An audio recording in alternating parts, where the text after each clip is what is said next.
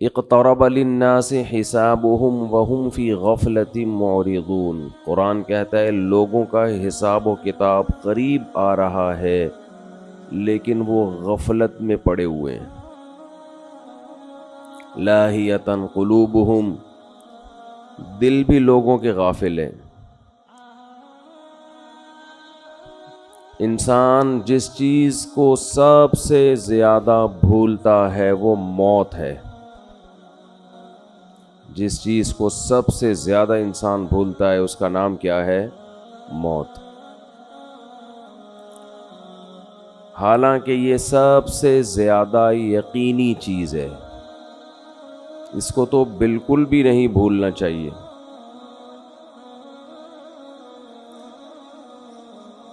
اللہ تعالیٰ قرآن مجید میں اس حقیقت کا ذکر بہت زیادہ کرتے ہیں، کل نفس ذائقۃ الموت، ہر نفس نے موت کا ذائقہ چکھنا ہے، بہت جلد یہاں سے تمہیں اس جہاں میں شفٹ ہو جانا ہے، منتقل ہو جانا ہے۔ وَلْتَنْظُرْ نَفْسٌ مَا قَدَّمَتْ لِغَدٍ، فرمایا ہر شخص دیکھے کل کے لیے وہ کیا کر رہا ہے، آئندہ آنے والی کل کے لیے اس کی کیا تیاری ہے۔ ہم میں سے ہر شخص کل کے لیے سوچتا ہے، مگر ہمارا کل وہ ہے جس کا ہمیں یقین بھی نہیں ہے کہ وہ ہمیں ملے گا بھی یا نہیں ملے گا۔ ہم جس کل کے لیے سوچتے ہیں، آج انویسٹ کرو کل کام آئے گا، آج بچے کو پڑھاؤ کل پڑھا لکھا بن کے ہمیں کما کے کھلائے گا، یہ جو دنیا کی کل ہے یہ یقینی نہیں ہے کہ ہوگا بھی کہ نہیں ہوگا، ہم زندہ رہیں گے کہ نہیں رہیں گے، اس محنت کا صلہ ہمیں اس دنیا میں ملے گا یا نہیں ملے گا۔ مائیکل جیکسن نے جس کل کے لیے سوچا تھا اس کل میں پوری کل اس کو نہیں ملی، کچھ مل گیا، بہت سا حصہ اس سے ضائع ہو گیا، وہ کل اس کو دیکھنی نصیب ہی نہیں ہوئی۔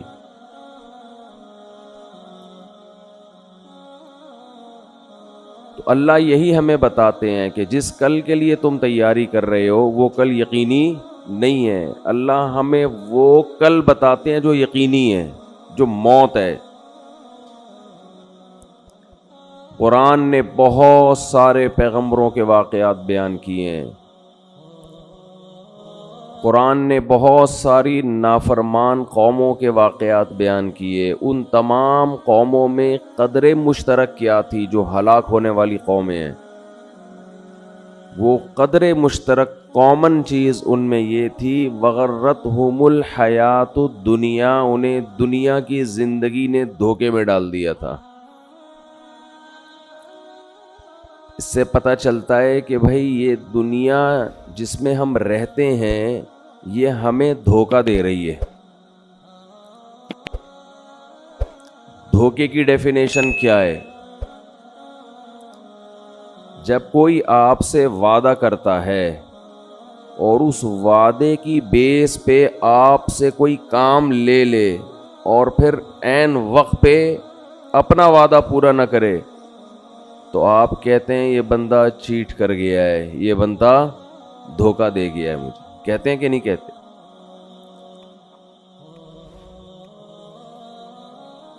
کسی نے آپ سے وعدہ آپ سے کہا کہ بھائی میرا یہ کام کر دو، اور میں وعدہ کرتا ہوں تمہیں ضرورت پڑی تو تمہارا یہ کام کر دوں گا، آپ نے وہ کام کر کے دے دیا اس کو، عین وقت پہ وہ غائب ہو گیا، تو آپ کہتے ہیں یہ بندہ کیا ہے، چیٹ کی ہے اس نے میرے ساتھ۔ دنیا صبح سے شام چیٹ کرنے کے علاوہ کوئی کام نہیں کرتی، یہ ہم سے وعدہ کرتی ہے کہ تم میرے لیے یہ محنت کرو، یہ کرو، یہ کرو، یہ کرو، میں تمہیں نوازوں گی، میں تمہیں عزت دوں گی، میں تمہیں شہرت دوں گی، میں تمہیں دنیا میں مزے دوں گی۔ قرآن کہتا ہے غرت، دھوکہ دے گی، یہ جو کچھ دکھا رہی ہے ویسا نہیں کرے گی. یہ تمہیں کینسر دے گی، یہ تمہیں بلڈ پریشر دے گی، یہ تمہیں شوگر کا تحفہ دے گی، یہ تمہیں فالج کا تحفہ دے گی، یہ تمہیں ایکسیڈنٹ کا تحفہ دے گی، یہ تمہیں غربت کا تحفہ دے گی، تمہیں نافرمان اولاد کا تحفہ دے گی، یہ لوگوں سے دھوکہ دلوائے گی تمہیں.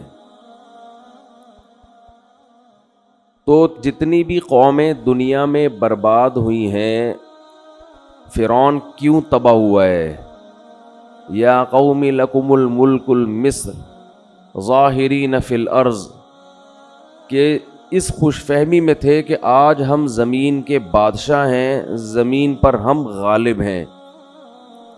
یہ بھول گئے تھے کہ یہ حکومت ہم سے چھینی بھی جا سکتی ہے. زمین کا جس نے ہمیں بادشاہ بنایا وہ ہمیں بادشاہ سے غلام بھی بنا سکتا ہے.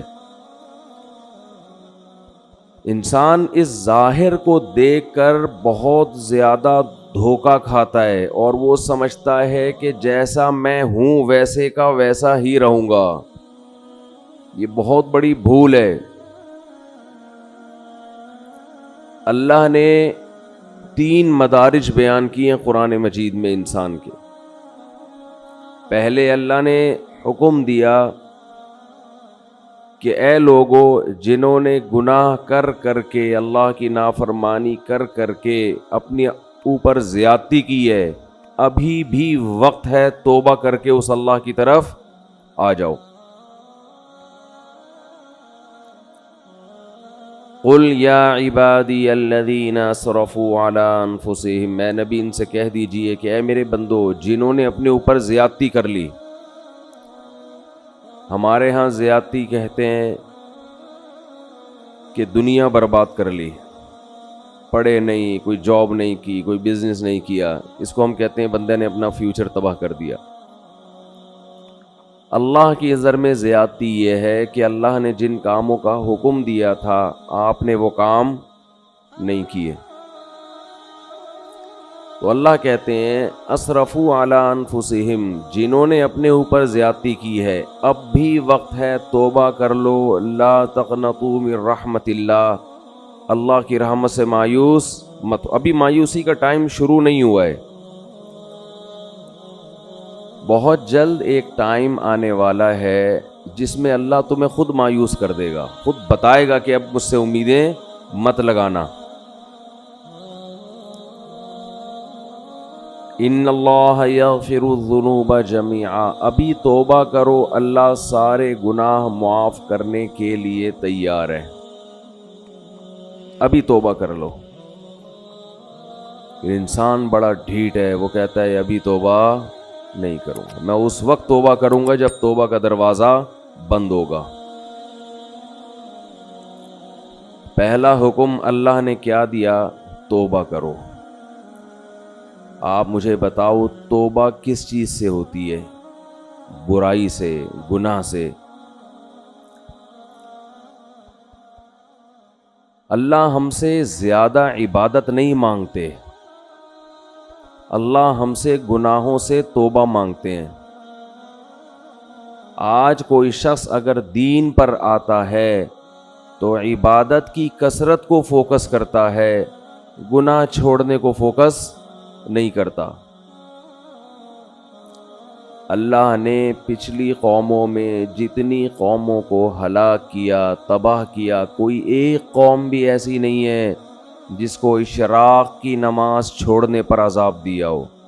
کوئی ایک قوم بھی ایسی نہیں ہے جس کو تہجد چھوڑنے پر عذاب دیا ہو. کوئی ایک قوم بھی ایسی نہیں ہے جس کو صبح و شام کی تسبیحات چھوڑنے پر عذاب دیا ہو. قرآن کہتا ہے فَكُلًّا أَخَذْنَا بِذَنبِ، جتنی قوموں کو تباہ کیا ان کے گناہ کی وجہ سے کیا ہے، نافرمانی کی وجہ سے کیا ہے. اور وہ نافرمانی کیا تھی؟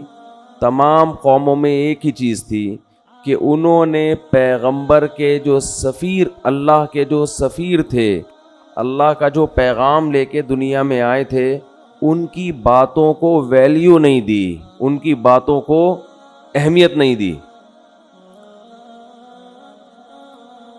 یاد رکھو اللہ کی نظر میں سب سے زیادہ ویلیو اس چیز کی ہے کہ محمد صلی اللہ علیہ وسلم کیا آرڈر دے کے گئے ہیں، کیونکہ یہ آپ کا آرڈر نہیں ہے، یہ کس کا آرڈر ہے؟ اللہ کا آرڈر ہے۔ اور ہماری نظر میں سب سے کم ویلیو کس کی ہے؟ اللہ نے کیا کہا ہے؟ اللہ صرف یہ دیکھتا ہے اپنے بندوں میں کہ یہ مجھے کتنا فالو کر رہے ہیں، اس کے علاوہ اللہ کو ہم سے کوئی غرض نہیں ہے۔ یہ دماغ میں اچھی طرح یہ بات بٹھا لینی چاہیے۔ اللہ یہ بھی نہیں دیکھ رہا کہ تم انسانیت کی خدمت کر رہے ہو کہ نہیں کر رہے، تم زمین میں کیسے رہ رہے ہو۔ اللہ یہ دیکھ رہا ہے کہ میری کتنی مانتے ہو، انسان کی خدمت بھی میرے کہنے پہ کر رہے ہو کہ نہیں کر رہے، بس۔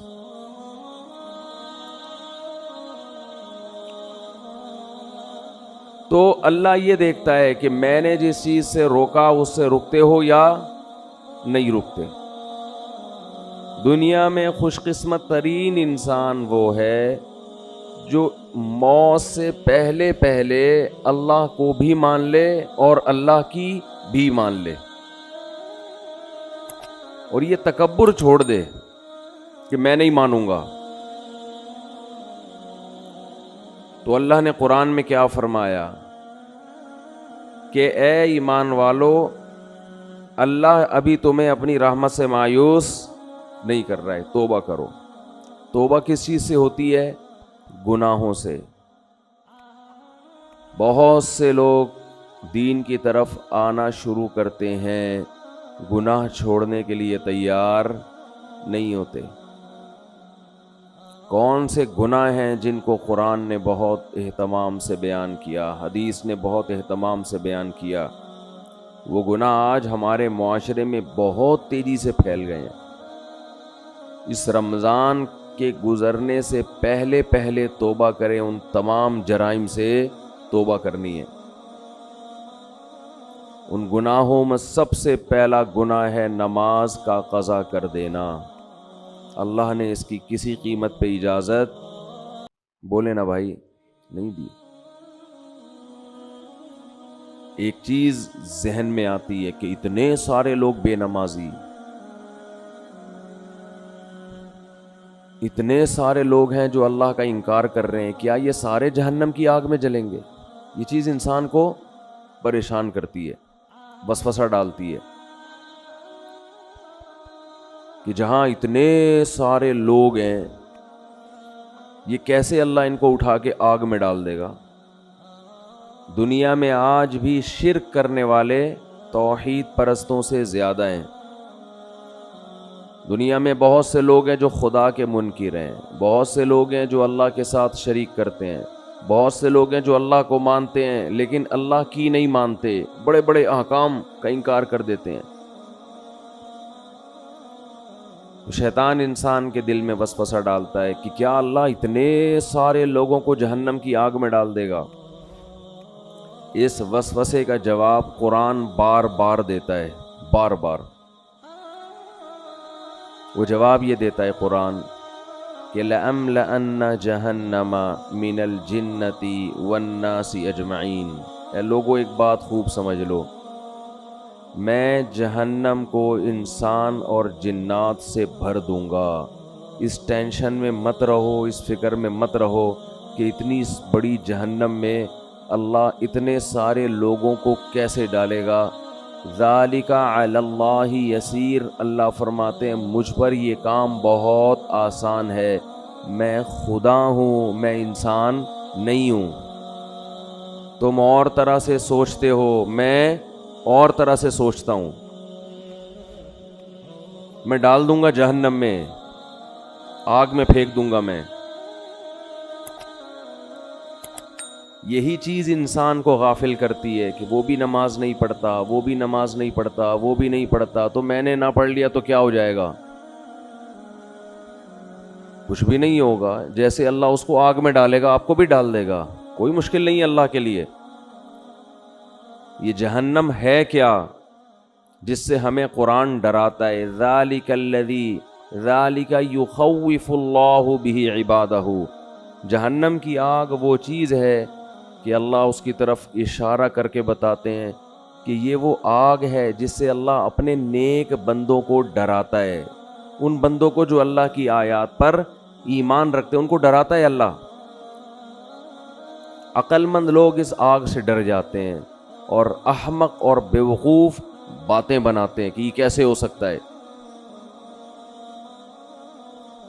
علماء کہتے ہیں کہ جہنم کی آگ اصل میں اللہ کے غضب کا اظہار ہے. اللہ کے غضب کا اظہار ہے. اور یہ جو اللہ نے کافر کے لیے ہمیشہ کی جہنم رکھی اس کی وجہ بھی یہ ہے کہ اللہ کا غضب اس پہ ہمیشہ رہے گا. وہ غضب ٹھنڈا نہیں ہوگا کیونکہ اس کے ٹھنڈا ہونے کی کوئی وجہ نہیں ہے.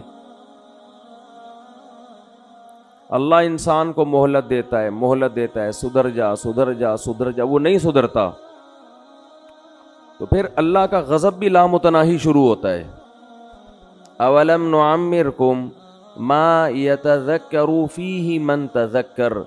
قرآن کہتا ہے ہم قیامت کے دن ان سے کہیں گے کیا ہم نے تمہیں اتنی عمر نہیں دی تھی کہ جس میں نصیحت حاصل کرنے والا نصیحت چاہتا تو نصیحت حاصل کر لیتا. اتنا ٹائم تمہیں سوچنے کے لیے نہیں ملا تھا کیا؟ بالغ ہوتا ہے انسان اس کے بعد بھی سوچنے کا ٹائم ملتا ہے. بہت ساری چیزوں کے لیے سوچنے کا ٹائم ملا آپ کو، بہت ساری چیزوں کے لیے.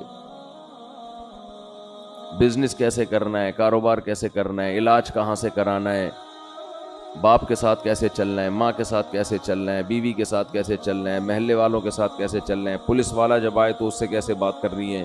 یہ چیزیں سیکھتا ہے نا انسان. بہت سی چیزوں کے لیے آپ کو اللہ نے ٹائم دیا سوچنے کے لیے. سوچو بیٹھ کے. اللہ کہتے ہیں میں نے اتنی عمر دی تھی کہ تم میری آیتوں میں غور کرنا چاہتے، اسلام کے بارے میں غور کرنا چاہتے. اتنا ٹائم میں نے تمہیں دیا تھا کہ تم سوچ کے درست نتیجے تک پہنچ جاتے. اتنا ٹائم دیا تھا میں نے تمہیں،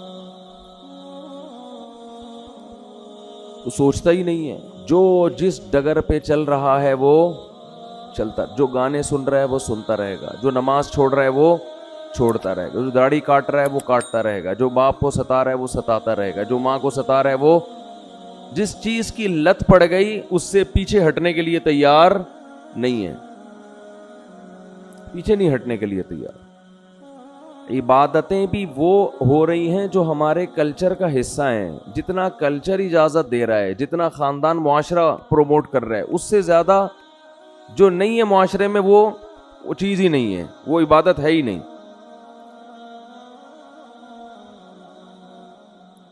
تو اللہ اپنے عذاب سے اپنے بندوں کو ڈراتا ہے. یخوف بہ عبادہ. قرآن میں اللہ نے جہنم کی آگ کا بہت زیادہ تذکرہ کیا ہے. دیکھو اللہ غفور بھی ہے رحیم بھی ہے، لیکن ان لوگوں کے لیے جو گناہوں سے توبہ کرتے ہیں، جو توبہ نہیں کرتے اللہ کا ان کے لیے نہ غفور ہونے کا وعدہ نہ رحیم ہونے کا وعدہ. ان کے لیے تو اللہ اعلان کرتا ہے عزیز ذو انتقام، وہ زبردست غالب اور انتقام لینے والا ہے. اللہ اگر ایسا غفور الرحیم ہوتا جیسا ہم نے سمجھا ہوا ہے تو قوم لوط کو الٹا دے کے پٹخ کے ہلاک تھوڑی کرتا. وہ کیسے تباہ کی اللہ نے قوم لوط کو. اور جب اللہ کسی قوم کے ہلاک کرنے کا ارادہ کرتے ہیں، کسی فرد کے ہلاک کرنے کا ارادہ کرتے ہیں، تو اللہ کہتے ہیں پہلے میں اس کو ڈھیل دیتا ہوں، خوب نعمتیں دیتا ہوں، اور وہ اس خوش فہمی میں مبتلا ہو جاتا ہے کہ میرا خدا مجھ سے راضی ہے، وہ مجھے نہیں پکڑے گا. حضرت لوط علیہ السلام کی قوم کو جب تباہ کیا گیا ہے اس کا انداز دیکھیں. قرآن کہہ رہا ہے ہم نے خوبصورت نوجوانوں کو لوط علیہ السلام کے پاس بھیجا، فرشتوں کو انسانی شکل میں. قوم میں لڑکوں سے بدفعلی کی عادت تھی. وجاء اہل المدینۃ یستبشرون، سارے شہر والے خوشی میں دوڑتے ہوئے آئے. گناہ ان کے لیے آسان کر دیا گیا. ایسا لگا کہ ان کو کہ ہمارے لیے گناہ کرنا آسان ہے. لوط علیہ السلام ان سے کہہ رہے ہیں ہاؤلائی ضیفی، یہ میرے مہمان ہیں، میری عزت کا خیال کرو۔ قوم جواب میں کہہ رہی ہے اولم ننہک عن العالمین، ہم نے آپ کو منع کیا تھا کسی اننون پرسن کو آپ گھر میں داخل ہونے نہ دیں۔ لوط علیہ السلام کہہ رہے ہیں لو ان لی بکم قوتا او آوی الی رکن شدید، کاش میرا کوئی قبیلہ ہوتا، خاندان ہوتا، میں تم سے لڑتا، کاش میرے بازوؤں میں قوت ہوتی، میں تم سے لڑتا۔ کس قدر پریشان ہو رہے ہیں لوط علیہ السلام، اور قرآن کہہ رہے قوم کی حالت کیا ہے، یستبشرون، خوشیاں منا رہے ہیں کہ گناہ کے ہمارا کیسا موقع مل گیا۔ آج بھی بے حیائی بہت تیزی کے ساتھ پھیل رہی ہے، اور انسان اس پہ خوش ہے کہ گناہ کرنا میرے لیے مشکل کے بجائے آسان ہو رہا ہے۔ اب غریب آدمی کی بھی دسترس میں گناہ کرنا، یہ خوش قسمتی کی بات نہیں ہے میرے بھائی، یہ بہت بڑے اللہ کے عذاب کی بات ہے کہ اللہ گناہ کو ہمارے لیے آسان کر رہا ہے۔ تو قرآن کہتا ہے کہ جب لوط علیہ السلام بہت زیادہ پریشان ہوئے تو ان فرشتوں نے لوط علیہ السلام سے کہا یا لوط انا رسول ربک، ہم انسان نہیں ہیں، ہم اللہ کی طرف سے بھیجے ہوئے فرشتے ہیں، لن یصلوا الیک، آپ کی طرف نہیں آئیں گے، آپ اپنی قوم کو لے کے راتوں رات نکل جائیں۔ پھر اللہ کیا فرماتے ہیں فجعلنا عالیہا سافلہا، ہم نے اس بستی کے اوپر کے حصے کو پلٹ کے نیچے کر دیا۔ یہ بھی اللہ ہے جس کو ہم کہتے ہیں غفور بھی ہے، رحیم بھی ہے، بندوں پر مہربان یہ بھی ہے، لیکن اس اللہ نے بستیوں کو بھی الٹا ہے۔ وہی اللہ جس کو ہم رحمان اور رحیم کہتے ہیں صبح و شام، جس کو ہم غفور الرحیم کہتے ہیں، جس کو ہم اپنے بندوں پہ بڑا مہربان کہتے ہیں، اسی اللہ نے فرعون کو جب ایک پانی میں غوطہ دیا ہے اور فرعون نے جواب میں کہا آمنت انہ لا الہ الا الذی آمنت بہ بنو اسرائیل، میں اس اللہ پہ ایمان لایا جس پر بنی اسرائیل ایمان لائی، تو اللہ کو اس پہ ترس نہیں آیا۔ وہی اللہ جس کو ہم کہتے ہیں غفور ہے، اپنے بندوں پر مہربان ہے، بہت رحمان ہے، بہت بندوں پر شفیق ہے، ماں سے 70 گنا زیادہ محبت کرنے والا، اس اللہ کو اپنی مخلوق فرعون پر اس موقع پہ ترس، بولو بھائی، نہیں آیا۔ وہ چیخ رہا ہے میں توبہ کرنے کے لیے تیار ہوں، اللہ نے کہا نہیں، آنا، اب نہیں بخشوں گا، اور آئندہ اس سے بڑا عذاب آئے گا۔ اب تو یہ سمجھ رہا ہے کہ تو پانی میں ڈوب رہا ہے، یہ تو عذاب کی پہلی سیڑھی ہے۔ اس پانی کے اندر تو داخل ہوگا، تیرا سانس گھٹے گا، تیرا دم گھٹے گا، اس سے تیری موت واقع ہوگی، اور پھر اس کے بعد کیا ہوگا، النار یعرضون علیہا غدوا وعشیا، ایسی آگ میں تجھے داخل کروں گا، صبح بھی جلایا جائے گا اور شام کو بھی، اور یہ قیامت تک عذاب ہوگا۔ جب میدان حشر میں حساب کے لیے کھڑا ہوگا تو اگلا اسٹیپ اس سے بھی زیادہ سخت ہوگا۔ وَيَوْمَ تَقُومُ السَّاعَةُ، جس دن قیامت قائم ہوگی، أَدْخِلُوا آلَ فِرْعَوْنَ أَشَدَّ الْعَذَابِ، اللہ کہے گا کہ اس فرعون کو اس سے بھی زیادہ سخت عذاب میں داخل کر دو۔ یہ وہی اللہ ہے جو بڑا رحمان ہے، بڑا رحیم ہے، اپنے بندوں پر بڑا مہربان ہے۔ یہ وہی اللہ ہے جو موسیٰ کو فرعون کے پاس بھیجتے ہوئے کہہ رہا ہے قولا لہ قولا لینا، اے موسیٰ فرعون سے نرم لہجے میں بات کرنا، سخت لہجے میں بات نہیں کرنا۔ حالانکہ فرعون ہزاروں بچوں کو ذبح کر چکا تھا، ان کی چیخ و پکار بھی اللہ کے سامنے، ان کی ماؤں کا رونا بھی اللہ کے سامنے، کیسے ماؤں کی گود سے لے کے بچوں کو چھریوں سے کاٹتا ہوگا۔ آپ تھوڑی دیر کے لیے اپنے بچوں کو سامنے رکھ کے تصور کر لیا کرو، کیا ماؤں کی بددعائیں اس فرعون پہ لگتی ہوں گی۔ مگر ایک طرف اللہ ایسا رحمان ہے کہ موسیٰ سے کہہ رہا ہے اتنے ظالم کے ساتھ بھی جب آپ نے دعوت دینی ہے، سخت لہجے میں بات نہیں کرنا، ایسا نہ ہو وہ بدک جائے آپ کی دعوت سن کے، نرم لہجے میں بات کرنا، لعلہ یتذکر، شاید توبہ کی توفیق مل جائے، شاید کوئی سیدھے راستے پہ آ جائے۔ یہ اللہ کی رحمت کا پہلو ہے کہ اس سے زیادہ رحمت کسی کی ہو نہیں سکتی۔ اتنے بڑے ظالم اور مشرک نہیں تھا، مشرک تو دوسروں کو خدا کے ساتھ شریک کرتا ہے۔ فرعون کا جرم اتنا بڑا کہ وہ کہتا تھا انا ربکم الاعلی، میں ہوں سب سے بڑا رب، اس کائنات کا خدا میں ہوں، اور میں سب سے بڑا رب ہوں، باقی سارے مجھ سے چھوٹے ہیں۔ لیکن اللہ کی رحمت کتنی بڑی رحمت کہ موسیٰ کلیم اللہ کو کہا جا رہا ہے کہ فرعون سے سخت لہجے میں بات۔ دوسری طرف وہ پہلو بھی ہے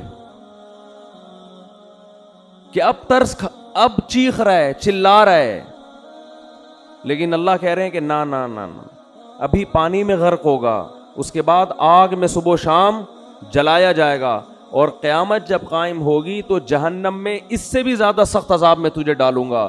اور پھر قرآن کہہ رہا ہے وَإِذْ يَتَحَاجُّونَ فِي النَّارِ، ہم تمہیں مستقبل کی بات بتاتے ہیں، ایک وقت ہوگا یہ فرعون اپنے لاہو لشکر کے ساتھ جہنم کی آگ میں یہ چیخ رہے ہوں گے اور کہہ رہے ہوں گے فَيَقُولُ الضُّعَفَاءُ لِلَّذِينَ اسْتَكْبَرُوا، ان کے جو کمزور لوگ تھے، جو اپنے حکمرانوں کی مان کے چلا کرتے تھے اللہ کی نافرمانی میں، وہ کہہ رہے ہوں گے اِنَّا كُنَّا لَكُمْ تَبَعًا، فرعون اور اس کے درباریوں سے کہیں گے دنیا میں ہم تمہیں فالو کیا کرتے تھے، ہم تمہاری اتباع کیا کرتے تھے، اِنَّا كُنَّا لَكُمْ تَبَعًا، ہمارا کوئی کام دنیا میں اٹکا کرتا تھا تو تمہارے پاس فائل جمع کرایا کرتے تھے کہ ہمارا یہ اٹکا ہوا کام کرا دو، تو کیا انتم مغنون عنا نصیبا من النار، ہم تم سے یہ نہیں کہہ رہے کہ اس جہنم کی آگ کو ہم سے ہٹوا دو، یہ تمہارے بس میں نہیں ہے، اس آگ کا کچھ حصہ ہم سے کم کروا دو، کچھ حصہ ہم سے کم کروا دو۔ اللہ کی پناہ مانگنی چاہیے اس آگ سے، کچھ حصہ اس آگ کا ہم پہ ٹھنڈا کروا دو۔ وہ جواب میں کہیں گے انا کل فیہا، ہم اگر اس آگ سے باہر ہوتے تو شاید تمہاری فریاد سن کے کم کرواتے، جس آگ میں تم جل رہے ہو ہم بھی اسی آگ میں تمہارے ساتھ جل رہے ہیں، تو ہم کیسے کم کروا سکتے ہیں؟